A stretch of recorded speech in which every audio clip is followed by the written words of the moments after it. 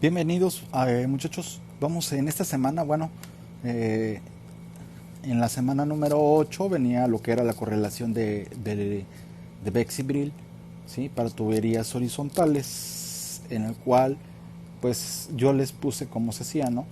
Pero ahorita lo que vamos a hacer es la reafirmación y por si tenían alguna duda, pues bueno, lo voy a hacer en video 1, ¿sale?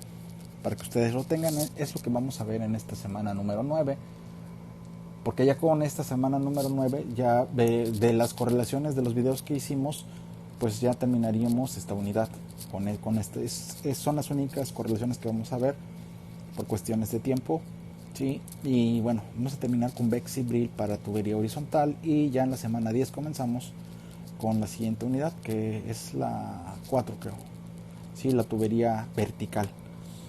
Pues bueno, para que no se haga muy largo, porque luego se hacen bien largos los videos. Aquí tengo los datos que vienen en el ejercicio. Nos están dando el gasto de 2000 barriles por día. Bueno, dice determinar la caída de presión en una tubería horizontal de 4 pulgadas de diámetro, ¿sí? Es lo que nos están dando, 4 pulgadas de diámetro. El gasto son 2000 barriles por día. La temperatura media 120 grados Fahrenheit. La longitud son 3000 pies. Una R de 1000 pies cúbicos por barril. A condición estándar, la densidad del gas es 0.65. La gravedad en grados API es de 42. Y me están dando lo que es la presión corriente arriba de 500 psi. Una tensión superficial del aceite de 30 dinas, una viscosidad del aceite de 1 centipoises y de la viscosidad del gas de 0.02 centipoises. Me están pidiendo calcular lo que es la presión corriente abajo. Entonces, pues, ¿qué vamos a hacer? Pues vamos a agarrar otra vez nuevamente nuestro formulario y vamos a irlo haciendo paso por paso. Para el paso número 1 me dice que debemos comenzar con una presión promedio, perdón, comenzando con una presión conocida P1, que sería la presión corriente arriba, estimar el valor para la caída de presión delta P. En este caso, pues vamos a suponer una pérdida de presión de 100 psi. Y aquí ya tenemos el paso número 1. El paso número 2 en su procedimiento dice calcular la presión promedio en el intervalo. Y me están dando dos fórmulas. Una es por si me están dando la presión corriente abajo y la otra fórmula es por si me están dando la presión corriente arriba. En los datos me están dando presión corriente arriba. Por lo tanto, yo voy a ocupar la segunda fórmula, que es la 4.77, ¿sí? Para el paso número 2. Esta es la fórmula y bueno, la delta P serían los 100 psi que estoy dando en el paso 1. Y aquí tengo ya el paso número 2. Para el paso número 3 me dice calcular lo que es la relación de solubilidad, el factor de volumen del aceite, volumen del agua, viscosidad del aceite y del agua y del gas, la tensión superficial igual del agua, del aceite y el factor de compresibilidad, etc. Prácticamente son las propiedades de los fluidos. Creo que el ejercicio ya se los da, ¿sí? En dado caso de que no nos den, hay que calcular todo eso con las correlaciones vistas. Entonces voy a anotarle los datos que vienen en el ejercicio, que sería como simular que estamos calculando propiedades de los fluidos, o los podemos obtener de alguna celda PVT si es que ya estamos laborando. De ahí los extraemos para calcular esto. Aquí tengo ya las propiedades de los fluidos del ejercicio, que ese sería el paso número 3. Luego nos dicen en el paso número 4 calcular la densidad relativa del aceite. Ahí viene la fórmula, es muy sencilla, vamos a calcularla. Y aquí tengo el paso número 4. Aquí ya tengo la fórmula, lo sustituí y es lo que me da 0.8155 aproximadamente. Después de ahí nos vamos a calcular lo que es la densidad del líquido, la densidad del gas en libra masa por pie cúbico a una presión y temperatura ya dada. Ese sería el paso número 5 y ahí tenemos las fórmulas en el paso número 5. Vamos a hacerlo. Esta es la fórmula para calcular la densidad del líquido. Acuérdense que la densidad del líquido lo compone el agua y el aceite, ¿sí? Es el líquido. La mezcla, cuando hablamos de mezcla, estamos hablando que es del agua, aceite y gas. Cuando hablamos de la densidad de la mezcla, estamos hablando de estas tres fases. Cuando hablamos de la densidad del líquido, estamos hablando de la fase, o sea, del aceite y del agua. En este caso, los apuntes no me están dando agua, por lo tanto yo voy a eliminar completamente todo esto y voy a eliminar esto, ¿sí? Y me va a quedar una fórmula. De aquí me quedaría 1 más 0, ¿sí? Entonces 1 más 0 me daría 1, entonces sería 1 entre 1, ¿no? Entonces sería mi fórmula, ¿sí? Al hacerlo esto me quedaría como densidad del líquido, me quedaría a la densidad, a la densidad del aceite. Entonces, ese sería, en dado caso de que si tuviera agua, sí tendríamos que calcular la water or rate, o la relación agua-aceite, y calcular la densidad del agua, pues para calcular lo que es la densidad del líquido. Pero en este caso no tenemos agua, ¿sí? Entonces, de ahí lo que vamos a hacer pues es calcular la densidad del aceite, y ahí en el mismo paso 5 viene la fórmula. Vamos a anotarla, vamos a sustituirla y vamos a calcularla. Esta sería mi fórmula. Y bueno, creo que tenemos ya todos los datos. Y bueno, podemos calcularla. Vamos a calcularla. Aquí ya hice la sustitución y me está dando de resultado 48.564 o 40. Sí, aproximadamente, ¿sí? Que en el libro, bueno, en la antología que yo les di, por ahí va variando, porque va redondeando, pero debemos andar en esos datos, ¿sí? Para que ustedes lo hagan, y si les da un poquito diferente, no se preocupen. Entonces, bueno, ya calculamos la densidad del agua, la densidad la densidad del aceite. La densidad del agua no tenemos, entonces vamos a calcular lo que es la densidad del gas. Vamos a anotar la fórmula. Aquí les hago la anotación. Densidad del agua, no tenemos agua, es 0. Esta es la fórmula para calcular la densidad del gas. Vamos a sustituirla. Aquí la tengo sustituida y me está dando 49, esto es 49,73 libra masa por pico cúbico aproximadamente. Entonces ya tenemos el paso número 5. Pues vamos a calcular el paso número 6, el cual nos dice calcular los gastos de gas y líquido in situ. In situ quiere decir en el lugar, o sea, a condiciones de escurrimiento, ¿sí? In situ, cuando hablamos in situ es que estamos hablando a condiciones de escurrimiento, que estamos en el lugar, ¿no? O sea, en in situ. Entonces vamos a calcular el paso 6. Esta es la fórmula para calcular el gasto del gas. Vamos a sustituirla y calcularla. Aquí la tenemos sustituida. Ahora la calculamos. Me está dando 0.6905 pies cúbicos por segundo. El gasto para esta correlación está en segundos. Entonces, vamos a anotar la fórmula. Vamos a calcular lo que es el gasto de líquido. Voy a anotar la fórmula. Esta es la fórmula para calcular lo que es el gasto de líquido, pero recuerden que no tenemos agua. Esto va a dar 0 y se reduce a esa ecuación. Vamos a sustituirla. Aquí la sustituimos y nos da. Y aquí ya tenemos calculado el paso número 6. Acá arriba tenemos lo que es el gasto del gas. Y acá en la parte de abajo tenemos el gasto del líquido. ¿Sí?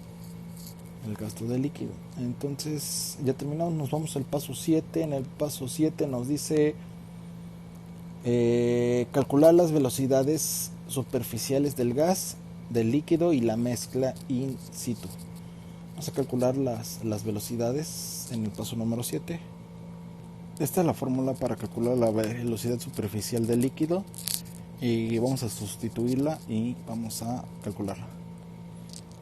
Y aquí ya tengo calculado mi velocidad superficial del líquido, el cual me da 1.5836 aproximadamente pies sobre segundo. es la velocidad. Ahora vamos a calcular la velocidad del gas. Esta es la fórmula. Hago la sustitución y me está dando un resultado de 7.9125 pies por segundo aproximadamente. Y nos vamos a calcular lo que es la velocidad de la mezcla. Pues la velocidad de la mezcla prácticamente es la suma de las dos. Hago la suma y me está dando una velocidad de la mezcla de 9.4961 pies cúbicos por segundo. Ya tengo calculado el número 7. En el número 8 nos dicen calcular el flujo másico del gas, del líquido y el total. Vamos a calcularlos. Esta es la fórmula para calcular lo que es el flujo másico del líquido. Vamos a sustituirla y lo calculamos. Aquí tengo ya calculada el flujo másico y me da 76.98. Vamos a calcular, es un aproximado, ¿sí? ¿Por qué aproximado? Porque no sé ustedes cuántas cifras significativas estén ocupando y puede ir variando muy poquito, ¿no? O sea, pero debemos andar en estos rangos. Ahora vamos a calcularlo para el gas y para la mezcla.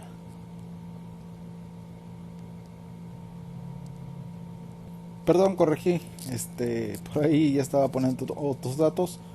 Estos son los datos correctos y vamos a calcularlo. Y aquí tengo ya calculado el gasto, el flujo másico del gas. Vamos a sumarlo y eso me daría el total o el de la mezcla, es lo mismo. Como así. Aquí les estoy poniendo GT es igual a GM, o sea, el flujo másico total es igual al flujo másico de la mezcla, es lo mismo, ¿sí? Por si en alguna fórmula se encuentran GT y a veces ocupa GM, es porque es lo mismo y es la suma de los dos. Vamos a sumarlos y aquí ya tenemos calculado el paso 8.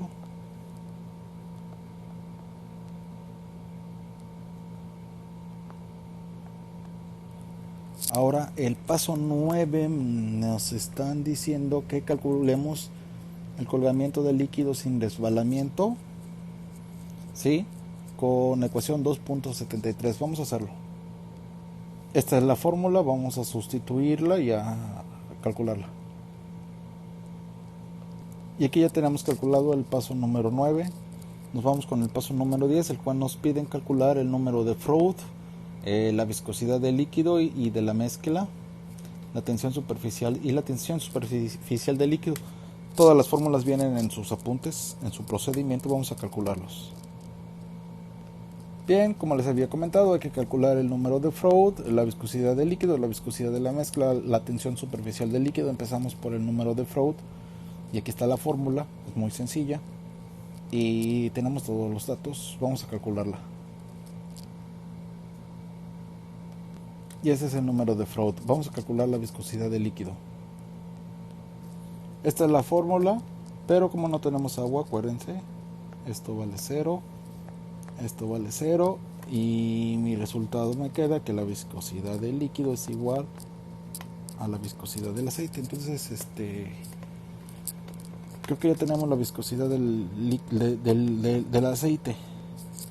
Creo que ya tenemos ese dato, muchachos, que es un centipoise, ¿sí? Entonces esto es igual a un centipoise. Entonces ya tenemos calculado otro dato, ¿sí? Ya tendríamos este y este. Ahora vamos a calcular el de la mezcla, la viscosidad de la mezcla, pero bueno, el de la mezcla, bueno, vamos a calcular el de la mezcla. Vamos a anotar la fórmula. Esta es la fórmula, la viscosidad del gas nos la están dando, entonces no hay necesidad de calcularla. Si no me la están dando, hay que calcularla, ¿sí? Entonces, bueno, pues nada más hay que sustituir.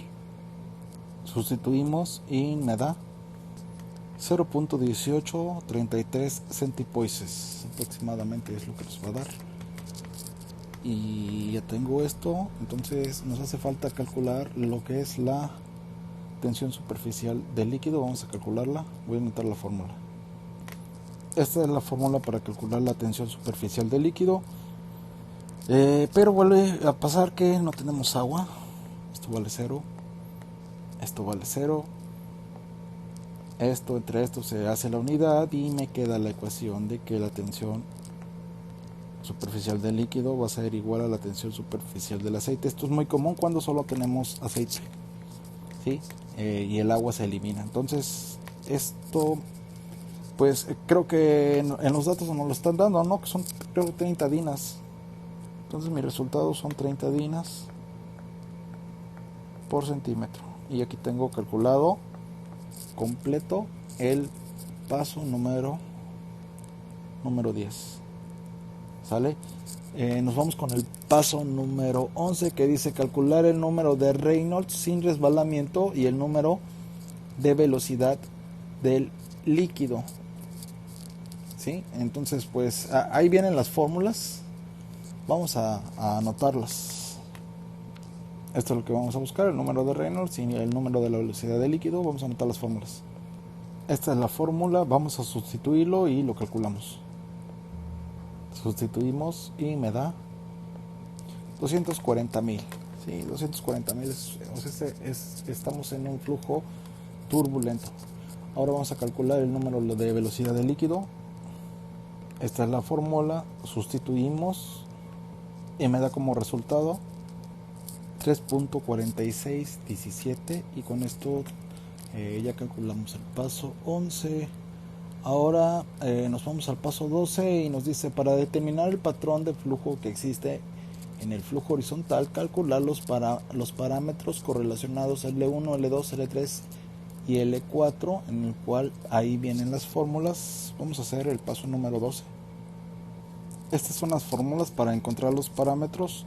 Lo único que yo voy a hacer, porque pues yo ya lo hice, y para ahorrar tiempo voy a ir anotando los valores. Y aquí ya tengo calculados L1, que es este, L2, L3 y L4, que es lo que nos dice el paso 12. Ahora en el paso 13 hay una tablita, ¿sí? Donde vamos a saber qué tipo de flujo tenemos, ¿sí? Entonces hay que hacer la sustitución y se deben de cumplir al menos una, ¿sí? Por eso dice O, es decir, si es segregado puede ser que el colgamiento debe de ser menor a 0.01 y que el número de Freud debe de ser menor a L1. Se tiene que cumplir las dos, o que el número de, el colgamiento sea mayor o igual a 0.01 y que el número de Freud sea menor a L2. Estamos hablando de que es un flujo segregado y así sucesivamente. Entonces vamos a realizar este cálculo, ¿sí? Vamos a calcularlo. Ok, este es el paso número 13. Aquí está la tablita. Vamos a ir llenándola para saber cuál flujo tenemos. Aquí le estoy anotando el valor del colgamiento y el número de Freud para ir para más rápido, ¿no? Entonces pues vamos a ir llenando a ver qué tipo de flujo tenemos. Aquí tenemos ya sustituido el segregado, y si nos damos cuenta no es segregado porque .1667 no es menor a .01. Entonces ya con esta ya no cumple, y acá 8.40 no es menor a esto. Sí, aquí sí se cumple, pero aquí no se cumple, por lo tanto la de arriba no. Ahora me dice la de abajo, o sea, o .1667 es mayor a .01, sí se cumple, pero 8.40 es menor a .077, claro que no, por lo tanto no es segregado. Nos vamos con a ver si es transición. Nos vamos con la condición para ver si es transición y lo analizamos. Me dice que lambda debe ser mayor o igual a 0.01 y aquí si se cumple lambda es mayor, y luego pero también se debe de cumplir de que 0.77 sea menor a esto, claro que sí se cumple, pero 0.4014 debe de ser menor a 1 y no se cumple aquí, por lo tanto transición no es. Vamos a hacer el intermitente a ver si nos da. Vamos a analizarlo. 0.01 es menor o igual a esto, si se cumple. 0.16 es menor a 0.4 si se cumple. Hasta aquí vamos bien, pero acuérdense que se debe de cumplirlas de todo. Y aquí me dice que 1.34 es menor a 8.4 si se cumple, y que 8.4 es menor a 183 si se cumple. Por lo tanto, yo aquí, esta es, al menos para este ejercicio, yo tengo un flujo intermitente.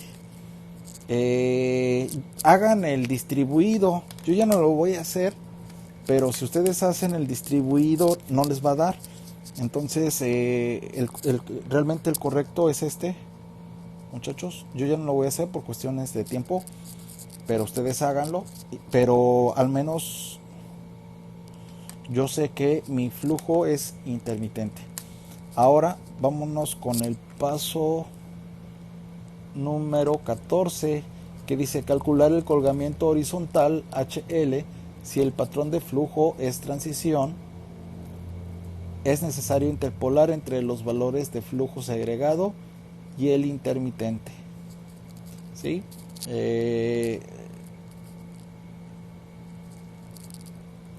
Donde A, B y C son determinados para cada patrón de flujo de la tabla 4.2. Pero como nosotros no estamos en intermitente, perdón, en transición, no vamos a interpolar entre esos valores porque estamos en intermitente. Entonces vamos a aplicar la fórmula y solamente vamos a ocupar una tablita de coeficientes para sacarlos los coeficientes ABC, pero del intermitente. Ok, vamos a hacerlo. Ok, aquí está la fórmula para calcular el colgamiento horizontal y los coeficientes A, B y C. Como nosotros estamos, acuérdense que nos dio intermitente, pues yo voy a seleccionar lo de intermitente, Sasquatch. Ok, vamos a hacerlo. Aquí ya tengo sustituidos y bueno, nada más hay que hacer el cálculo y a mí me da 0.3122 es lo que a mí me da, y ya tengo calculado el paso 14. Para el paso 15 me dice calcular la densidad de la mezcla con la ecuación 2.84 del capítulo 2. Váyanse a su formulario y vamos a calcular ese paso número 15. Esta es la fórmula a la que se está refiriendo, y bueno, pues solamente hay que sustituirla y vamos a calcularla. Aquí la tengo sustituida y a mí me da 16.1915 libra masa por pie cúbico. Yo tengo calculado el paso número 15. Nos vamos al paso número 16, que nos dicen calcular el factor de fricción de las dos fases. Vamos a calcularlo. Vamos a calcular lo que es el factor de fricción de FT con respecto a la fricción sin resbalamiento FNS. Sí, la fórmula es la que sigue. El número de Euler es elevado al un subíndice S, ¿sí? Y en su formulario viene cómo calcular el subíndice S. Vamos a anotarlo. Esta es la pequeñita fórmula para calcular S, pero nos hace falta calcular Y. Entonces voy a anotar la fórmula para calcular Y. Esta sería la fórmula para calcular el Y, ¿sí? Y pues bueno, vamos a calcular esa primero, ya que la que tenemos aquí, esto sería, y esto nos da, ¿no? 1.7095 aproximadamente el factor Y, y bueno, hay que sustituirlo en S. Aquí ya lo tengo sustituido y lo calculamos. 0.3817 es aproximadamente, eso es lo que nos da. Y bueno, ya con esto ya podemos, ahora sí, nosotros pues calcular lo que nos estaban pidiendo.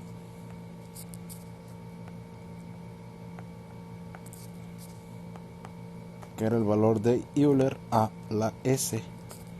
Y esto va a ser igual a E elevada a la 0.3817. 17, 64, 25, 6. Y esto nos da 1.4648 aproximadamente. Eso es lo que nos da. Y ya tenemos calculado lo que es nuestro paso número 16. Acá empezamos y acá lo terminamos. Ahora el paso número 17. El paso número 17 dice calcular el factor de fricción sin considerar resbalamiento, ¿sí? Entonces, vamos a calcularlo. Por ahí está la fórmula. Esta es la fórmula. Bueno, hay dos. Pueden calcularla con la que gusten. Es más, calcúlenla con las dos para que vean. Yo pues ya escribí esta, voy a hacerla con esto. Aquí ya la tengo,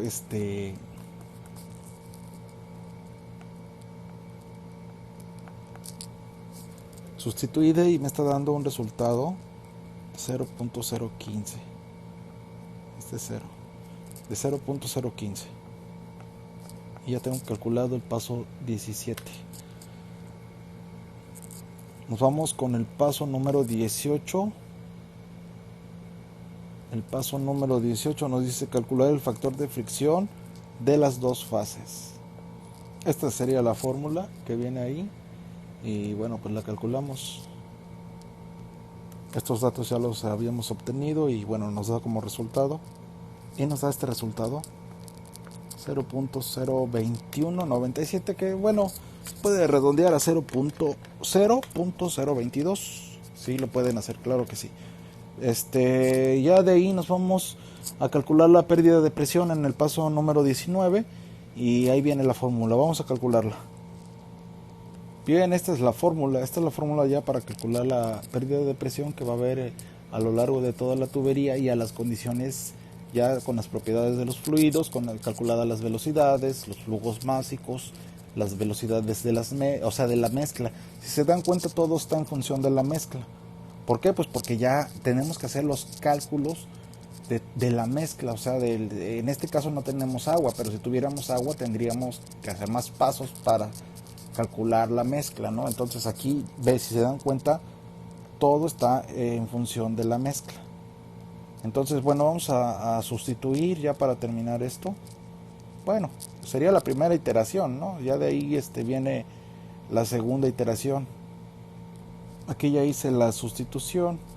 Al hacer la sustitución, hay que hacer las operaciones y nos da 17.9726, un aproximado de 18 PSIAs o libra por pulgada cuadrada, como quieran manejarlo.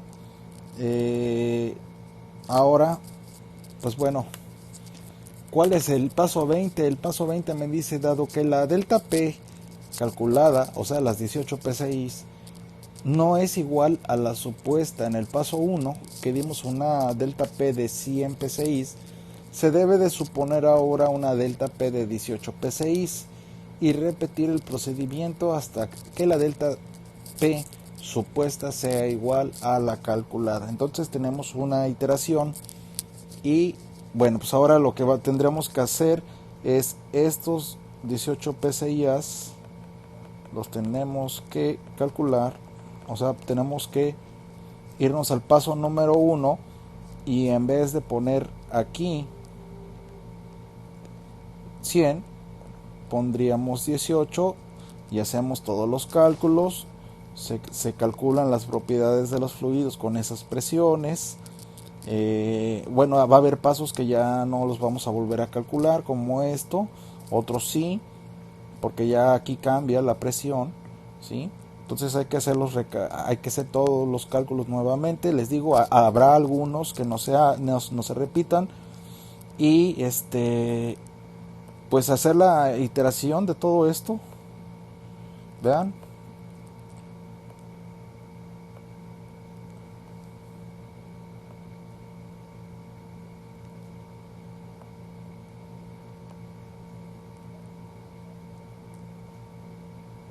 Y tendríamos otra delta P.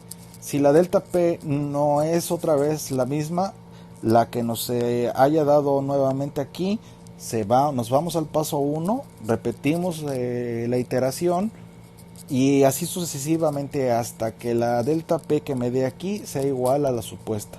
¿Sí, muchachos? Por lo general es 2 iteraciones, 3 a lo mucho, y puede que salga, ¿no? ¿Qué se recomienda? Pues hacerlo en Excel, hacerlo en un programa, hacer un programa sobre Bexibril, pero ustedes, algo que quede muy claro, no estoy diciendo que alguna correlación sea mejor que otra, pero al menos en Pemex, al menos en la industria petrolera, se ocupa mucho la pérdida de presión de Bexibril. ¿Por qué? Y se ocupa para lo que es tubería horizontal y vertical, para las dos, ¿sí? Entonces es una de las correlaciones que hay que poner mucha atención, ¿sí? Ahorita vimos tubería horizontal, prácticamente una tubería horizontal, ¿sí? Aquí tenemos una tubería horizontal, pero tal vez de aquí yo tenga una tubería inclinada y luego yo tengo una tubería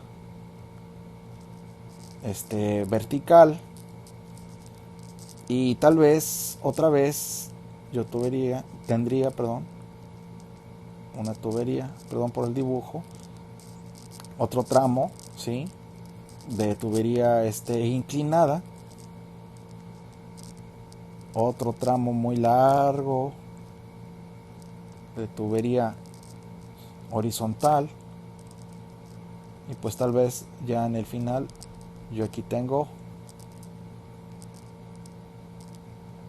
un tramo de tubería vertical. ¿Qué es lo que hacemos? Pues vamos a calcular, o sea, para lo que es Bexibril,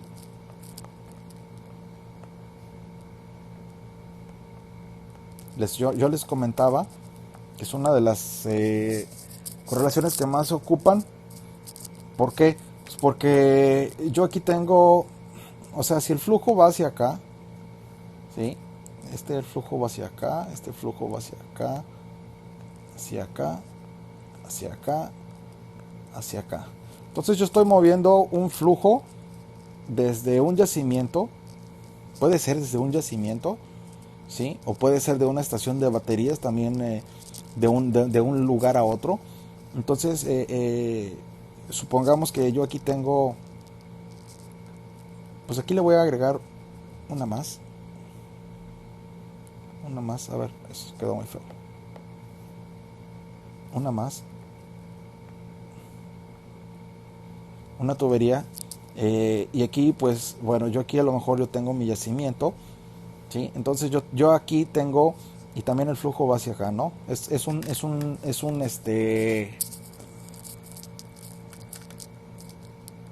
un pozo de producción. Ok, nosotros vimos en algunas unidades patrones de flujo, los patrones de flujo, ¿sí? Y yo les puedo decir que los patrones de flujo, todos los que se vieron en la unidad 2, todos se presentan desde el yacimiento hasta llegar a lo mejor a una estación de batería aquí o a la cabeza del pozo, pues todos se presentan, ¿no? Entonces hagan de cuenta que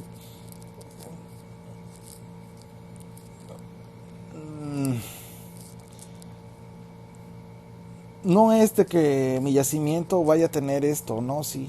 A lo que voy es que, ¿cómo me explico? Tal vez aquí yo tengo mi yacimiento, ok, sí, y aquí tengo mi estación de producción, sí, tengo mi batería, y de aquí de mi batería, o aquí está mi cabeza de pozo, y puede ser el lecho marino, entonces, yo puedo hacer un tendido sobre el lecho marino y tiene esta forma. Entonces, que a lo que voy es esto, ¿no? De aquí pues yo estoy bombeando, ¿no? O de forma natural le está produciendo aquí. A lo que voy es de que en esta área, pues aquí yo tengo una presión, ¿sí? presión 1. Entonces, si el flujo va en esa dirección, pues acuérdense que la corriente arriba siempre sería al inicio y aquí sería corrientes abajo, ¿sí? Y lo vamos a ver por sistemas nodales. Yo aquí tengo un punto, aquí tengo otro punto, aquí tendría otro punto, aquí otro punto, aquí otro punto, aquí otro punto, aquí otro punto y aquí otro punto. Si yo aquí le quiero decir punto 1, punto 2, punto 3, punto 4, punto 5, punto 6, punto 7 y punto 8. Que en sistemas petroleros lo manejamos como nodos, ¿no? Se maneja como nodo 1, nodo 2, nodo 3 y así sucesivamente, ¿no? Pero pues para recordar un poquito de mecánica de fluidos, pues bueno, es por punto 1 y punto 2. ¿Qué es lo que hacemos? Ya para terminar el video, pues les digo que se hace un sistema nodal y con la correlación de Beck-Sibrel, con esta correlación, pues yo voy a calcular lo que hicimos ahorita desde el punto 1 al punto 2, ¿sí? Y yo aquí voy a tener una delta P. Ya que la tenga correcta, yo ya calculé la pérdida de presión que hay desde el punto 1 hasta el punto 2. Ahora, ¿qué es lo que voy a hacer? Voy a calcular desde el punto 2 al punto 3 o al nodo 3, ¿sí? Y voy a calcular, aquí le voy a llamar delta P1 y voy a calcular una delta P2, ¿sí? Y yo ya voy a tener otra pérdida de presión desde este punto a este nodo. Ahora, desde este nodo que está aquí a este nodo, pues yo voy a calcular otra delta P, a la cual le voy a llamar delta P3. Luego, desde este punto a este punto, ¿sí? Obvio que aquí a lo mejor tiene un ángulo de inclinación. Aquí también, bueno, aquí no, porque aquí lo estoy manejando como, pero aquí sí, con respecto a la horizontal, yo tengo un ángulo teta, ¿sí? Porque está inclinada la tubería. Aquí no, porque es vertical. Entonces aquí yo voy a calcular otra presión, otra pérdida de presión, así. Aquí otra vez está inclinada, tendría un ángulo alfa, ¿sí? Con respecto a la horizontal. Y bueno, yo calculo otra delta P aquí.